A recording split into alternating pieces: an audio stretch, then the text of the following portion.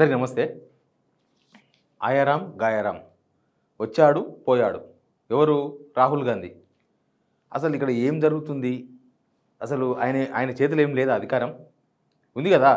ఆయన రేవంత్ రెడ్డికి చెప్తే ఇక్కడ జరిగే ఈ అన్యాయాలు ఆగిపోవా? ఆయనకు తెలియకుండా జరుగుతుందా? అసలు రాహుల్ గాంధీనే రేవంత్ రెడ్డి టార్గెట్ చేసినేమో అనిపిస్తుంది. అసలు రాహుల్ గాంధీ రేవంత్ రెడ్డి వేసిన వలలో పడి గిలగిల కొట్టుకుంటున్నాడేమో అనిపిస్తుంది. దానిలోకి వెళ్ళి బయటికి రాలేకపోతున్నాడు. ఆయనకు పైసలు అవసరం ఉండొచ్చు, కానీ మరి బానిసలాగా మారిపోదు కదా. రేవంత్ రెడ్డికి రాహుల్ గాంధీ బానిస మారిండేమో అనిపిస్తుంది పైసల కోసం. ఆయన మాట్లాడిన మాటలు, నేను వచ్చింది కదా, వచ్చిండు పోయిండు. ఆయన మాట్లాడిన మాటలు కూడా అసలు ఇక్కడ ఏం జరుగుతుందో అదే మాట్లాడిండు. అహింస మన దారి కాదన్నాడు. ఇక్కడ జరుగుతున్నది అహింసనే. అసలు 1000 కోట్లు అధిష్టానం అడిగిందని బయటపెట్టింది ఎవరు? అధిష్టానం 1000 కోట్లు అడిగింది అన్నట్టుగా సంకేతాలు ఇచ్చింది ఎవరు? రేవంత్ రెడ్డి కాదా? ఇక్కడ ఎవరిని టార్గెట్ చేసినట్టు? రేవంత్ రెడ్డి అధిష్టానం బండారాన్ని బయటపెట్టినట్టే కదా. సరే, వాళ్ళకి ఎక్కడ అధికారం లేదు, దిక్కు లేదు, దివానా లేదు. వాళ్ళకి తెలంగాణ తప్ప దిక్కు లేదు, తెలంగాణలో రేవంత్ రెడ్డి తప్ప దిక్కు లేని సిచ్యువేషను. కాబట్టి అడిగితే అడిగిండ్రేమో, మినిస్టర్లు కూడా టార్గెట్ పెట్టినని వచ్చినాయి వార్తలు. కానీ ఆ వార్తను బయటికి ఎట్లా వచ్చింది? రాహుల్ గాంధీ డబ్బులు అడిగిండు, రాహుల్ గాంధీ వాళ్ళకి 1000 కోట్లు ఇవ్వాలన్న విషయం రేవంత్ రెడ్డి బయట పెట్టిండు కదా. ఆ విషయం ఎట్లా తెలిసింది బయటికి మనకు? సరే, ఇట్లాంటి చాలా చాలా అంశాలు ఉన్నాయి. అన్ని అంశాలు కలిపి మాట్లాడదాం. ఎక్కడ ఏం జరుగుతుందో ఈ ఒక్క 10 నిమిషాల వీడియోలో మొత్తం మీకు చెప్పేస్తా. రేవంత్ రెడ్డి మీద చాలా చాలా అనుమానాలు ఉన్నాయి, అవన్నీ కూడా మాట్లాడదాం ఇదే వీడియోలో. అంతకన్నా ముందు సబ్స్క్రైబ్ చేయండి, షేర్ చేయండి, చాలామందికి అవేర్నెస్ చేద్దాం ఏం జరుగుతుందో. ముందు జరిగేటన్నిటికీ ఇవన్నీ నాంది అనమాట రాజకీయాలకు, మనం తీసుకున్న నిర్ణయాలకు. కాబట్టి అందరినీ చైతన్యవంతులు చేద్దాం. ఒకటి, రేవంత్ రెడ్డి మీద ఫస్ట్ నుంచి అనుమానం, అందరికీ అనుమానమే, పార్టీ అధిష్టానానికి అనుమానమే, ఆయన వ్యవహరిస్తున్న తీరు కూడా అనుమానమే. ఆయన తీసుకునే నిర్ణయాలు ఇవన్నీ కూడా కాంగ్రెస్ పార్టీని భూస్థాపితం చేసే దిశగా పోతున్నాయనో, లేకపోతే అధిష్టానాన్ని మొత్తం అది మోడీ నినాదం కాంగ్రెస్ ముక్త్ భారత్ అని, అట్లా దాన్ని ముక్త్ భారత్, కాంగ్రెస్ ముక్త్ భారత్ చేయడానికి, అంటే భారతదేశంలో కాంగ్రెస్ ఉండకూడదు అని మోడీ ఏదైతే కంకణం కట్టుకున్నాడో దాన్ని అమలుపరచడానికి ఒక ఏజెంట్ను పెట్టుకున్నాడేమో. ఆ ఏజెంటే రేవంత్ రెడ్డి ఏమో అనే అనుమానం కలిగే విధంగా, రాజకీయాల్లో చర్చ జరిగే విధంగా అప్పుడప్పుడు ఆయన తీసుకున్న నిర్ణయాలు గట్లే ఉంటాయి. ఆయన ఢిల్లీ పోయినప్పుడల్లా మోడీని కలవడం, ఢిల్లీ పోయినప్పుడల్లా సెంట్రల్ మినిస్టర్ని కలవడం, అధిష్టానాన్ని కూడా కలవకుండా పోవడం, ఇవన్నీ. అయితే ఈ మధ్య కాలంలో అక్కడ డీసీసీలో మీటింగ్, అంటే జిల్లా కాంగ్రెస్ అధ్యక్షులకు ట్రైనింగ్ ప్రోగ్రామ్ జరిగింది కదా వికారాబాద్లో. లోపల ఏం జరిగిందో బయటికి ఒక్క వీడియో కూడా రాలేదు. రాహుల్ గాంధీ మాట్లాడింది కూడా బయటికి రాలేదు. నిన్న రాహుల్ గాంధీ మాట్లాడింది కదా, ఆ వీడియో కూడా, ఒక సెకండ్ వీడియో కూడా బయటికి రాలేదు. లోపల డీసీసీ అధ్యక్షులు మాట్లాడినారు, ఆ వీడియోలు వాళ్ళు కూడా పెట్టుకోలేదు. లోపల మీనాక్షి నటరాజన్ మాట్లాడినారు, పీసీసీ చీఫ్ మహేష్ కుమార్ గౌడ్ మాట్లాడినారు, పోయిన అతిథులు మాట్లాడినారు, వంశీచంద్రెడ్డి మాట్లాడిండు, ఏఐసీసీ లీడర్ మన కలవకుర్తి మాజీ ఎమ్మెల్యే కోదండరాం, పంతులు, కాంగ్రెస్ పంతులను పెడుతున్నారు అందరూ. ఆయన పోయి మాట్లాడాడు ట్రైనింగ్, నాగేశ్వరరావు పోయి ట్రైనింగ్ ఇచ్చిండు, ఆడ మాట్లాడిండు, ఒక్కటి కూడా బయటికి రాలే. కానీ రేవంత్ రెడ్డి మాట్లాడిన కేవలం ఒకటే వాక్య, మనం దలుచుకుంటే గాంధీ ఫ్యామిలీకి అవసరమైతే 1000 కోట్ల రూపాయలు మనం ఇవ్వలేమా? ఇదొక్కడే ఎట్లా బయటకు వచ్చింది? ఏంది దీని వెనుక ఉన్న కుట్ర? అదొక్కడే బయటికి ఇచ్చింది ఎవరు? ఏమి బయటికి రాకుండా, లోపల జరిగిన వ్యవహారాలు ఏమి బయటికి రాకుండా, లోపల ట్రైనింగ్ క్లాసెసో స్పీచెసో అవన్నీ ఏమీ బయటికి రాకుండా రేవంత్ రెడ్డి హైకమాండ్ 1000 కోట్లు అడిగినట్టుగా సంకేతాలు ఇచ్చే వీడియో మాత్రమే ఎందుకు బయటకు వచ్చింది? ఎవరు ఏమన్నారు రేవంత్ రెడ్డిని? ఇది కాంగ్రెస్లో ఒరిజినల్ కాంగ్రెస్ లీడర్లంతా మాట్లాడుకుంటున్నారు. ఆ ఒక్క వీడియో ఎందుకు బయటకు వచ్చింది? ఆ ఒక్క వీడియో ద్వారా హైకమాండ్ను రేవంత్ రెడ్డి పలసన చేసే ప్రయత్నం చేసిండు. వాళ్ళు పైసల కోసమే ఉన్నారనేది మనకు చాలా క్లియర్గా అర్థమవుతుంది కదా. ఇక్కడ సిగ్గుపోయినా, సిగ్గు తీసినా, కాంగ్రెస్ను చంపుతున్నారని తెలిసినా, ఇక కాంగ్రెస్ను బతకనీయరని తెలిసినా ఎవరేం చేయలేకపోతున్నారు. అది వాళ్ళ ఫెయిల్యూరే. అందుకే ఇప్పుడు రేవంత్ రెడ్డి హైకమాండ్ను బట్టలు ఇప్పించిండు రోడ్డు మీద. 1000 కోట్లు అడిగిరు నన్ను అని ఆయన ఓపెన్గా తెలంగాణ ప్రజల ముందు ఒప్పుకున్నాడు.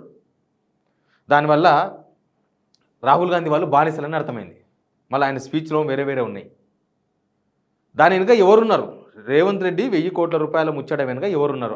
అవి ఎవరికి బయటికి తెలియదు కదా. సరే, గుడ్డిగా ఏదో హైకమాండ్ డబ్బులు అడుగుతుంది, ఈయన మూటలు కట్టి పంపిస్తున్నాడు, అంతవరకే చర్చ జరిగింది. ఈయన ఎప్పుడైతే 1000 కోట్లు అన్నాడో ఆ 1000 కోట్ల చర్చ జరుగుతుంది. ఇప్పుడు కేరళ ఎలక్షన్స్ కోసం ఇక్కడ నుంచి 1000 కోట్ల రూపాయలు సరిదే ప్రయత్నం చేస్తున్నారు. ఇప్పుడు రైతు భరోసా పైసలు రాకపోతే ఆ డబ్బులు ఎవరికో కాంట్రాక్టర్లకు ఇచ్చి ఆ కమిషన్ను కేరళ ఎలక్షన్స్ పంపిస్తున్నారు. ఇలా దీని చుట్టూ మొత్తం చుట్టే జరుగుతుంది. దీనికంతా కేంద్రం ఎవరు? రేవంత్ రెడ్డి. ఎందుకు రేవంత్ రెడ్డి బయటపెట్టింది ఈ విషయాలు? హైకమాండ్ విషయాలు ఎందుకు బయటపెట్టిండు అనేది పెద్ద క్వశ్చన్. ఇప్పుడు వాళ్ళని గాడిదలను చేసిండని అర్థం.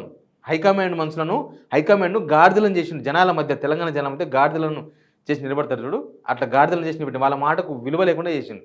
తెలంగాణలో రేవంత్ రెడ్డి చెప్తే ఓట్లు పడవు. కనీసం వీళ్ళు కూడా సోనియా గాంధీ, రాహుల్ గాంధీ పేరు చెప్పుకొని అధికారంలోకి వచ్చిన ఆయన ఓట్లు వచ్చినాయి. వాళ్ళకు కూడా తెలంగాణ ఇజ్జత లేకుండా చేసిండ్రు కదా. ఇప్పుడు నిన్న ఆయన మాట్లాడాడు, చాలా విషయాలు మాట్లాడండి, ఒక్కొక్కటి చూపిస్తాను నేను. ఇదొకటి ఉంది, మోడీపై యుద్ధమే, బీజేపీది హింస, కాంగ్రెస్ది అహింస. ఏమన్నాడు? కాంగ్రెస్ది అహింస, బీజేపీది హింస. తెలంగాణలో ఏం జరుగుతుంది? రాహుల్ గాంధీ మాట్లాడుతుంది మాటలు. ముఖ్యమంత్రికి ఈయన చెప్పలేడా? అరే మనది హింస కాదురా భయ్, మనది అహింస పద్ధతి. ఏంది పొద్దుగాలేసి తెలంగాణలో హింస? తెలంగాణలో పొద్దుగాలేసి హింసనే కదా. ఎక్కడ పోయినా ఏం కనిపిస్తుంది? రేవంత్ కెలామిటీ. అంటే మనం సునామీ వస్తేనో లేకపోతే భూకంపం వస్తేనో అన్ఎక్స్పెక్టెడ్ అనమాట. అవి మనం ఏం చేయలేం, మనం దాన్ని తప్పించుకోవడం తప్ప మనం ఏం చేయలేం. ఉపద్రవం, ప్రమాదం. ఇప్పుడు రేవంత్ కెలామిటీ తెలంగాణలో వచ్చింది. నేను సిరీస్ రాస్తా రేవంత్ కెలామిటీలు. ఈ మధ్యకాలంలో ఏమొచ్చినాయి? ఖమ్మంలో కూలగొట్టిండ్రు, హైదరాబాద్లో 2 సంవత్సరాల నుంచి కూలగొడుతూనే ఉన్నారు, రియల్ ఎస్టేట్ మొత్తం నాశనం చేసిండ్రు, మార్కెట్లో ఎవరు డబ్బులు పెట్టకుండా చేసిండ్రు. మొత్తం కెలామిటీ కదా. ఈయన మరి రాహుల్ గాంధీ తలుచుకుంటే ఆపలేడా? ఇప్పుడు గాంధీ సరోవర్ అవసరమా? ఆపలేడా? రైతులకు రైతు భరోసా ఇవ్వాలని ఆయన చెప్పలేడా? ఎందుకు చెప్తలేడు? ఖమ్మంలో అవన్నీ ఎందుకు కూడా అడగలేడా? అంటే రేవంత్ రెడ్డి రాహుల్ గాంధీ చేతిలో లేడా?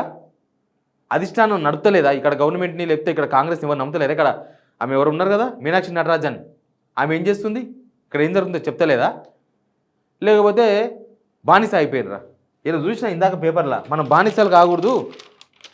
ఇంకో సాక్షి పేపర్లో రాసిన వాడు, గులాంగిరి చేయొద్దు, ప్రజల కోణంలో పనిచేయండి, పార్టీని ప్రజల మధ్యకు తీసుకెళ్ళండి, డీసీసీ అధ్యక్షులతో ఏఐసీసీ అగ్రనేత రాహుల్ గాంధీ. గులాంగిరి చెయ్యొద్దు. అసలు ఇప్పుడు ఎవరు గులాంగిరి చేస్తున్నట్టు? జనం కోణంలో పాలించండి అవుతుందా? జనం కోణంలో పరిపాలిస్తున్నారా? ఈ 2.5 సంవత్సరాల్లో రివ్యూ చేసిండ్రా?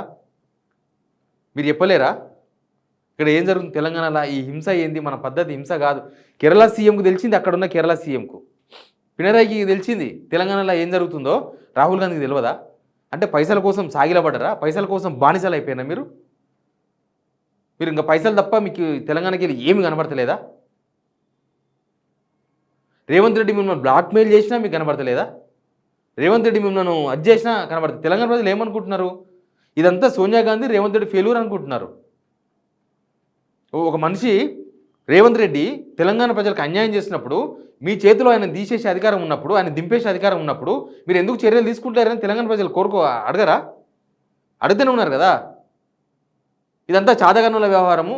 ఇప్పుడు రేవంత్ రెడ్డి ప్రజలకు చుక్కలు చూపిస్తే రేవంత్ రెడ్డి మీద వ్యతిరేకత రావాలి, కానీ మొత్తం మీకు కాంగ్రెస్ మీద ఎందుకు వ్యతిరేకత వచ్చింది? రేవంత్ రెడ్డిని మీరు ఎంకరేజ్ చేస్తున్నారు, రేవంత్ రెడ్డిని మీరు ఏం అనలేకపోతున్నారు. రేవంత్ రెడ్డి చేసే దానిలో మీ పార్ట్నర్షిప్ ఉంది. రేవంత్ రెడ్డి జనాలకు పెట్టే హింసలో మీరు కూడా పార్ట్నర్సే. మీరేమనకపోతే మీరే కదా, ఆయననే కదా. ఇప్పుడు రేవంత్ రెడ్డిని తెలంగాణ ప్రజలు రుద్దింది ఎవరు? జనం రుద్దుకున్నారా? జనం మాకు రేవంత్ రెడ్డి కావాలని చెప్పి ధర్నాలు చేసిండ్రా? లేకపోతే రేవంత్ రెడ్డి ముఖ్యమంత్రి అవుతాడని చెప్పి కాంగ్రెస్ కోటేసిండ్రా? వాళ్ళకి కేసీఆర్ గవర్నమెంట్ రావద్దు, మార్పు రావాలి, వీళ్ళు మార్పు అంటారు ఏదో కదా, ఓ మార్పు వస్తుంది. కానీ కాంగ్రెస్కి వేస్తే ఇంకా ఏం జరిగిందో, కాంగ్రెస్లో డబ్బుల వ్యవహారము, కాంగ్రెస్లో ఓపెన్గా మాట్లాడుతారు కదా, మొత్తం సీఎం కావాలంటే ఇన్ని పైసలు కావాలని మాట్లాడుకుంటున్నారు కదా. మీరు జనాల మీద రుద్దిన రేవంత్ రెడ్డిని, ఆ రేవంత్ రెడ్డి జనాల నెత్తి మీద కూర్చొని ఆడుతున్నాడు. మరి ఆ ఆటను బంద్ చేయించాల్సిన బాధ్యత మీ పైనే ఉంది కదా. మీరు మీరు మీరు తలుచుకుంటే కాదా? ఇంక ఇక్కడ తెలంగాణ జనం అంతా వచ్చి రాహుల్ గాంధీ ముందాలు కూర్చోవాలన్నా? ఇట్లా వచ్చి ఢిల్లీ, చలో ఢిల్లీ అని ఢిల్లీలో జంతర్ మంతర్ ధర్నా చేస్తే తప్ప మీకు తెలియదా ఇక్కడ ఏం జరుగుతుందో? లేకపోతే అడిగితే పైసలు ఆగిపోతాయేమని అడుగుతలేరా? జనం ఏమన్నా పాడు కానీ మా పైసలు మాకు కావాలని అడుగుతలేరా? మిమ్మల్నే బ్లాక్మెయిల్ చేస్తే కూడా మీకు దిక్కు లేకపోతే ఎవడేం చేయలేడు మిమ్మల్ని. అందుకే 30 years కాంగ్రెస్ రాదు, ఇంకా మళ్ళీ కాంగ్రెస్ కోటేయమంటారు జనం. ఎనీవే, మీకేమనిపించింది ఇవన్నీ చూసిన తర్వాత? మీరు కూడా కింద కామెంట్ బాక్స్లో చెప్పండి. రాహుల్ గాంధీ ప్రధానమంత్రి కావాలని రేవంత్ రెడ్డి మాట్లాడండి. నాకైతే అది పెద్ద జోక్ లాగా, అంటే రాహుల్ గాంధీని ర్యాగింగ్ చేసినట్టు అనిపించింది. రాహుల్ గాంధీని రేవంత్ రెడ్డి ర్యాగింగ్ చేసినట్టుగా అనిపించింది. అది కూడా పేపర్లో వచ్చింది స్టేట్మెంట్. ఎందుకంటే మొత్తం ఇప్పుడు కేరళలో కూడా కాంగ్రెస్కి అంతో ఇంత వస్తుంది అనుకుంటే అక్కడ కేరళ సీఎం దీని నుంచే మాట్లాడుతున్నాడు. ఇంకేడు వస్తుంది. మహారాష్ట్రలో కాంగ్రెస్ ఫెయిల్యూర్, తెలంగాణలో కాంగ్రెస్ ఫెయిల్ ఏందో చెప్పిండ్రు. తెలంగాణ కాంగ్రెస్ ఫెయిల్యూర్కి మోడల్. కాంగ్రెస్ గవర్నమెంట్ వస్తే ఎట్లా ఫెయిల్ అవుతుందో కాంగ్రెస్ మోడల్లో చూపిస్తున్నారు. అసలు రాహుల్ గాంధీని ఫెయిల్ చేస్తున్నదే రేవంత్ రెడ్డి, మళ్ళీ ప్రధానమంత్రి కావాలని ఎట్లా కోరుకున్నాడు? ఇది ర్యాగింగ్ లాగా అనిపించింది నాకు. అందుకే నువ్వు అయ్యేది లేదు పీకేది లేదు ఉత్తగా అట్లా అంటామని చెప్పేసి అన్నట్టుంది. అందరి ముందు ర్యాగింగ్ చేసినట్టుంది. ఈయనేం కాడు మన ఉత్తగనాలని. ఎనీవే మీరు కూడా కామెంట్ బాక్స్లో చెప్పండి. Please subscribe.